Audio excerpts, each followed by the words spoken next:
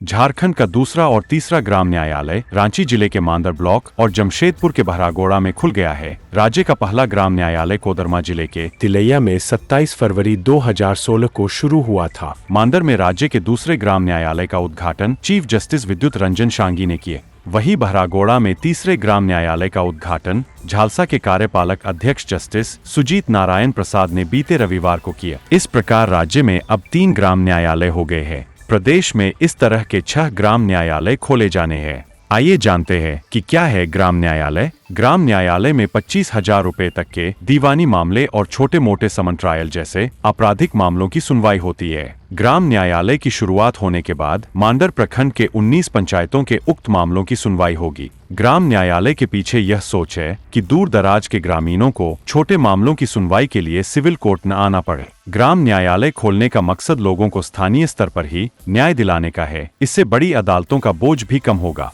इसी को ध्यान में रखते हुए केंद्र सरकार ने 2008 में इससे जुड़ा कानून पारित किया था। ये अदालतें पंचायती राज व्यवस्था में हस्तक्षेप नहीं करती। कई पंचायतों को मिलाकर किसी एक ब्लॉक में ग्राम न्यायालय खोले जाते हैं ताकि ग्रामीणों को शहर का चक्कर न लगाना पड़े और मामलों को त्वरित निष्पादन हो। मांदर में खुले ग्राम न्यायालय की इमारत पिछले 2 साल से उद्घाटन का इंतजार कर रही थी। मांदर और बहरागोड़ा में ग्राम न्यायालय खुल जाने के बाद से पुलिस अधिकारियों को भी राहत मिली है। उन्हें दूरदराज के चक्कर नहीं लगाने पड़ेंगे। इससे उनको काम करने में भी सुविधा होगी। इस ग्राम न्यायालय में सभी तरह के मुकदमों की सुनवाई होगी। इस न्यायालय में जुडिशियल मजिस्ट्रेट की अदालत लगेगी। इसके अलावा महिला और पुरुषों के लिए अलग अलग हाजत, नजारत, अभिलेख कक्ष, मध्यस्थता कक्ष भी बनाया गया है। पैरालीगल वॉलंटियर्स के लिए भी अलग से कमरा बना है। लोगों को उनके घर के पास ही न्याय उपलब्ध कराने के लिए विधि आयोग ने अपनी 114वीं रिपोर्ट में ग्राम न्यायालयों की स्थापना की सिफारिश की थी। संसद ने ग्राम न्यायालय अधिनियम 2008 को 22 दिसंबर 2008 को पारित किया था। इसके तहत राज्यों को अपने यहाँ ग्रामीण न्यायालय गठित करने थे। यह कानून 2 अक्टूबर 2009 को लागू किया गया था। इसे नागालैंड, अरुणाचल प्रदेश, सिक्किम और संविधान की 6वीं अनुसूची के पार्ट 1,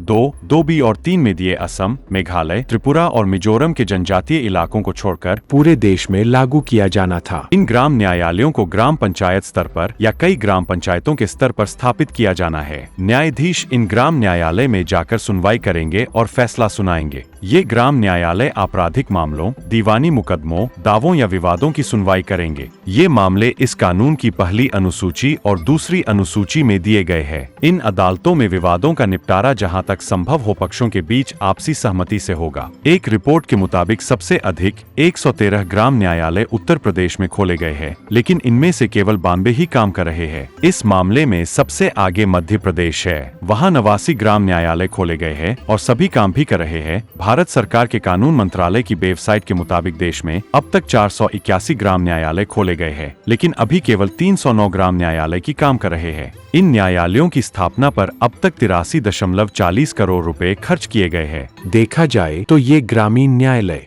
आम अदालत से पीछे नहीं है। इन न्यायालयों में हजारों की संख्या में मामले लंबित है। उत्तर प्रदेश के ग्राम न्यायालयों में 37,773 मामले दर्ज हुए। इनमें से केवल 1,691 मामलों का निपटारा हुआ। यूपी के ग्राम न्यायालयों में अभी भी 36,082 अभी भी लंबित है। वहीं हरियाणा में 570 मामले दर्ज हुए और सभी के सभी मामले लंबित है।